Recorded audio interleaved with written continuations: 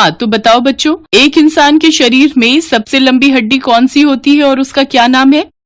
Kanika ma'am इस सरकारी school की बायोलॉजी टीचर हैं। उसने जो सवाल पूछा था, सारे बच्चे उसका जवाब याद करने में लग गए। तभी उनकी नजर क्लास में लास्ट बेंच पर बैठी एक बच्ची पर पड़ी जो अपना सिर खुजला रही थी, और उसने काफी देर बाद आंसर बताने के लिए अपना हाथ उठाया। अरे वाह गरिमा, तुम्हें आंसर पता है? जी हाँ मैडम। तो बताओ फिर। मैडम जी, वो हमारे शरीर की जांघ की हड्डी सबसे लंबी होती है। अरे वाह, शाबाश। और उसे क्या कहते हैं? मैडम जी, उसे फीमर कहते हैं। वेरी गुड गरिमा। सारे बच्चे सोचते रह गए और तुमने सिर खुजलाकर एकदम सही जवाब दे दिया।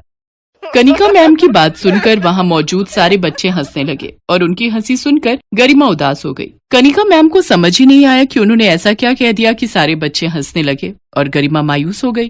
फिर अगले दिन, बच्चों आज का सवाल है कि एक स्वस्थ इंसान का दिल 1 मिनट में कितनी बार धड़कता है? बच्चे फिर से जवाब याद करने की कोशिश करने लगे कि तभी गरिमा ने सिर खुजलाते हुए हाथ खड़ा किया। अरे वाह गरिमा, फिर से शाबाश। बताओ उत्तर क्या है? मैडम, 60 से लेकर 100 बार तक। वेरी गुड गरिमा, तुम्हारा दिमाग तो बहुत तेज दौड़ता है। कनिका मैम के मुंह से अपनी तारीफ सुनकर गरिमा बहुत खुश हुई, पर तभी किसी शरारती बच्चे ने कहा, हाँ, इसका दिमाग बहुत तेज दौड़ता है क्योंकि इसके सिर में जुएं भी तो उतनी तेजी से दौड़ती हैं।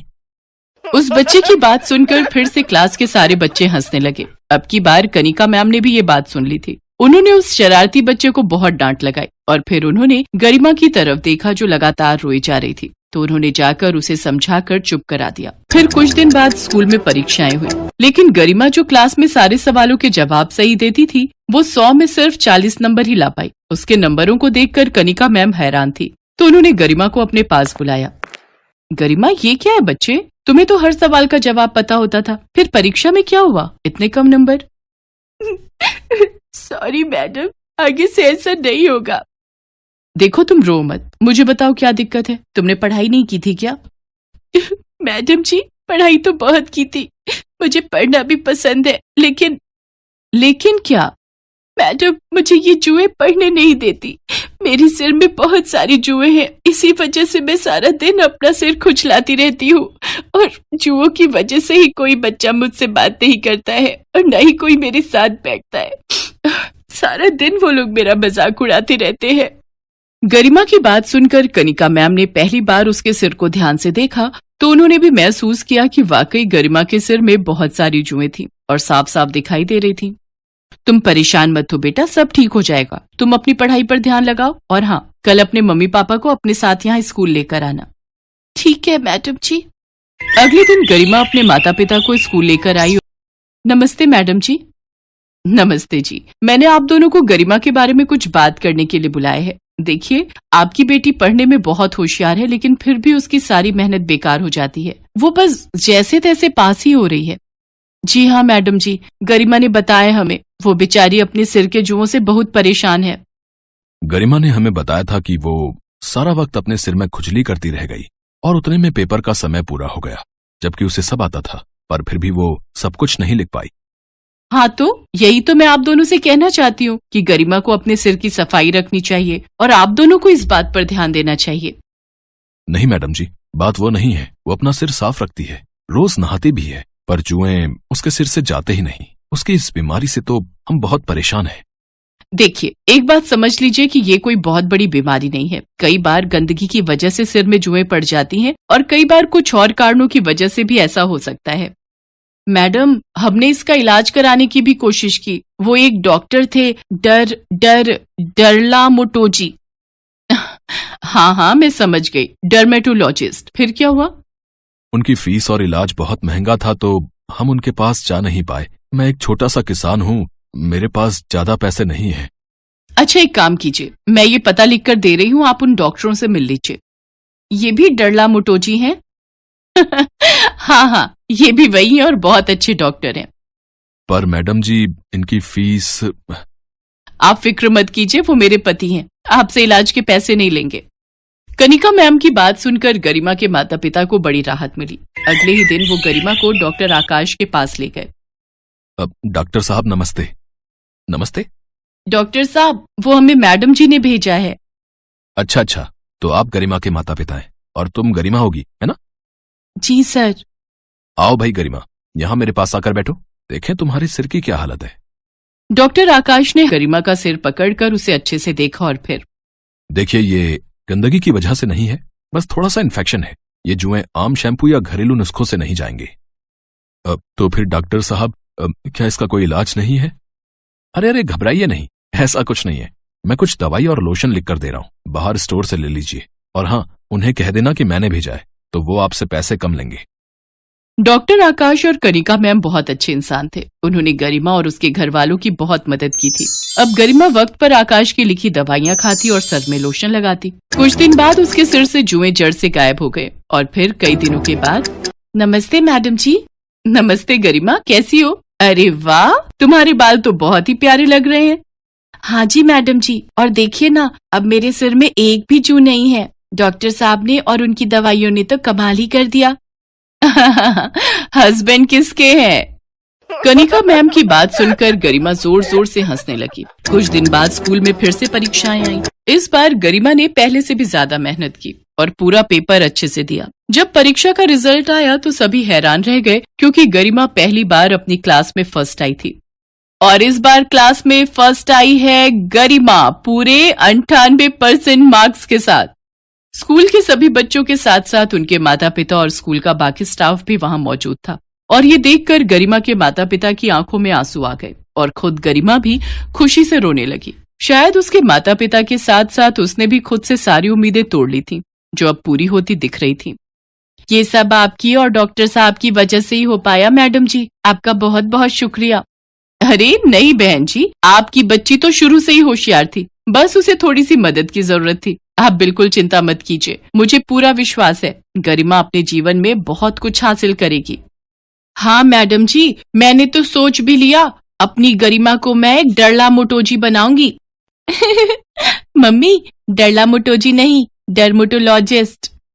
गरिमा की बात सुनकर वहां खड़े सारे लोग जोर जोर से हंसने लगे। कनिका मैम भी बहुत खुश थी, क्योंकि उनकी थोड़ी सी कोशिश से एक बच्ची की जिंदगी संवर गई थी और उसके सपनों को पंख मिल चुके थे।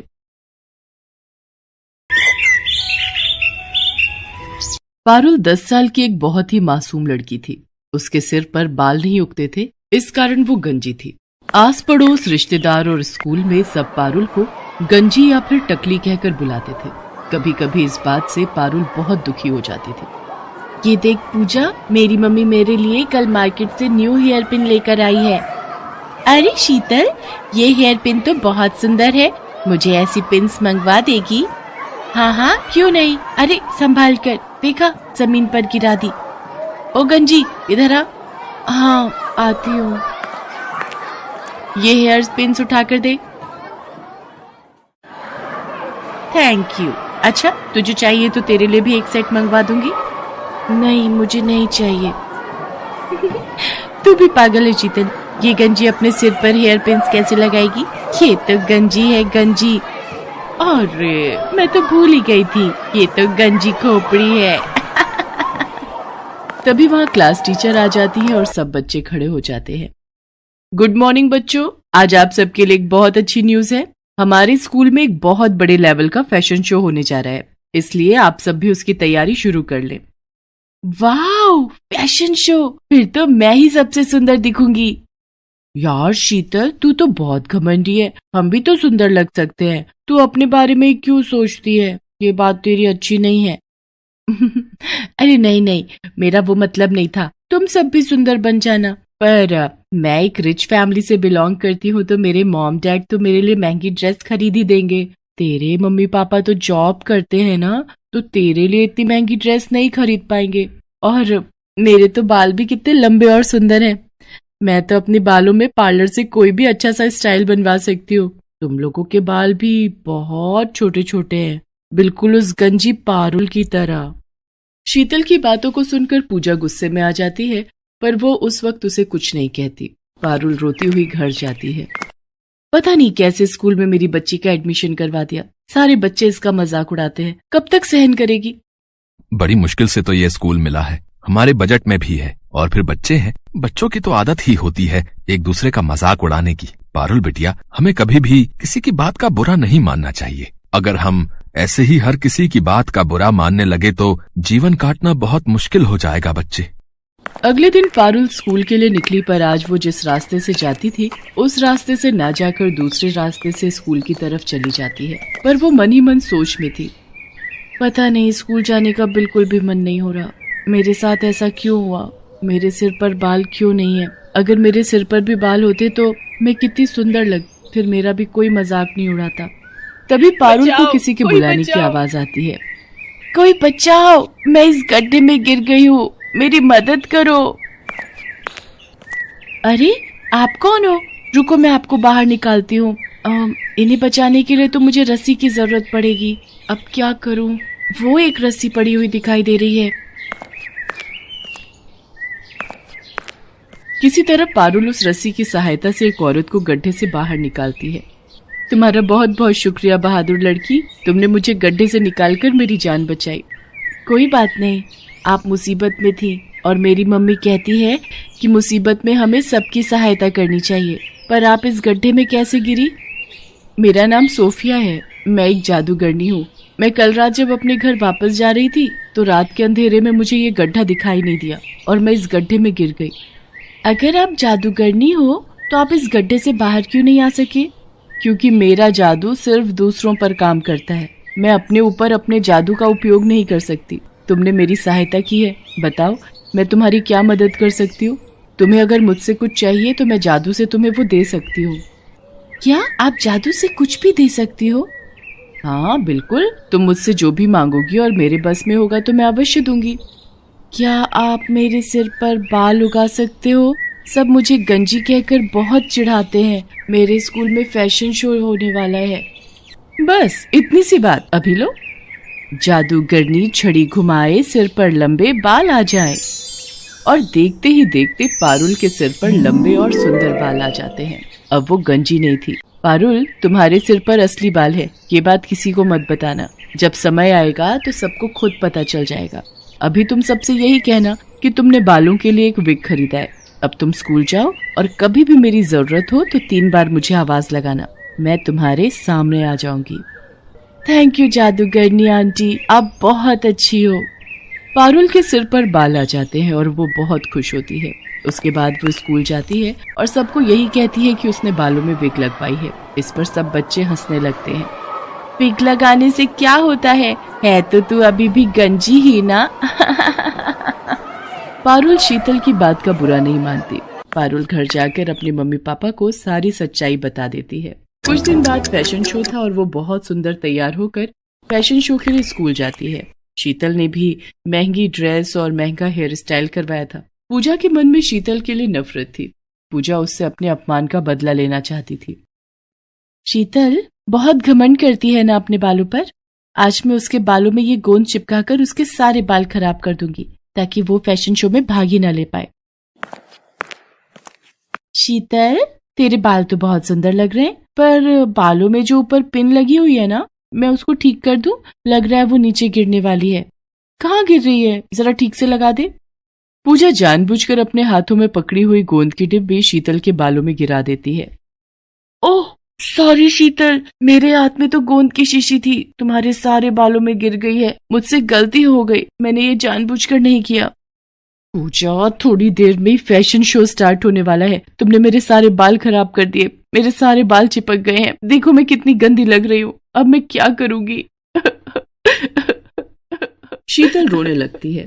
सब बच्चे फैशन शो के लिए नीचे हॉल में पहुंच जाते हैं। शीतल क्लास में बिल्कुल अकेली बैठी थी। तभी पारुल वहां आ जाती है। उसे सारी बात पता चलती है। तुम चिंता मत करो, मैं अभी जादूगरनी आंटी को बुलाती हूँ, वो तुम्हारे बाल बिल्कुल ठीक कर देंगी। पारुल जादूगरनी को आवाज लगाती है और वो वहां आ जाती है। पारुल, शीतल ने तो हमेशा तुम्हारा मजाक उड़ाया है, फिर भी तुम इसकी मदद करना चाहती हो, पर इसके लिए एक शर्त है। अगर मैं शीतल के बाल ठीक करूंगी तो बदले में तुम्हें फिर से गंजा होना पड़ेगा। जादूगरनी आंटी, कोई बात नहीं, आप मुझे फिर से गंजा कर दो, पर मेरी दोस्त के बाल ठीक कर दो। शीतल पारुल की सारी बातें सुन रही थी। इसका मतलब पारुल के बाल असली हैं? इसने विग नहीं पहना? मैंने पारुल से कितनी नफरत की, उसका कितना मजाक उड़ाया, पर ये मेरे लिए फिर से गंजी होने को तैयार है। सचमुच मैं कितनी बुरी हूँ। पारुल कितनी अच्छी है। जादूगरनी आंटी, आप ऐसा कुछ मत करना। आप पारुल को फिर से गंजा मत करो। मैं फैशन शो में हिस्सा नहीं लूंगी। आप मेरे बाल ऐसे ही रहने दो। चिंता मत करो शीतल, मैं तो पारुल की परीक्षा ले रही थी। मैं ऐसा कुछ नहीं करूंगी। मैं तुम्हें सीख देना चाहती थी, कभी भी किसी से ईर्ष्या मत करना। ईर्ष्या करना बुरी बात है। पारुल, तुम सचमुच बहुत संस्कारी बच्ची हो। तुम्हारे माता पिता ने तुम्हें बहुत अच्छे संस्कार दिए हैं, इसलिए मैं तुम्हारे कहने पर शीतल के बाल ठीक कर देती हूँ। जादूगरनी शीतल के बाल ठीक कर देती है। मुझे माफ कर दो पारुल, मैंने हमेशा तुम्हारा मजाक उड़ाया। मेरी अपनी दोस्त पूजा मेरे साथ गलत कर गई। मैं सबको बताऊंगी कि तुम बहुत अच्छी हो। पारुल, अब मैं चलती हूँ। अब मैं कुछ समय के लिए यहाँ से दूर जा रही हूँ, इसलिए मेरा तुमसे मिलना नहीं हो पाएगा। मैं जब भी वापस आऊंगी तो तुमसे जरूर मिलूंगी। पारुल और शीतल दोनों मिलकर फैशन शो में हिस्सा लेती हैं। शीतल सबको पारुल के बारे में बताती है। शीतल ने पूजा से बात करना बंद कर दिया था, क्योंकि पूजा ने जानबूझकर बहुत बड़ी गलती की थी। उस दिन से पारुल और शीतल दोनों अच्छी दोस्त बन जाते हैं। पारुल ने हमेशा दूसरों की मदद की, और जो दूसरों की मदद करता है हमेशा उसके साथ अच्छा ही होता है।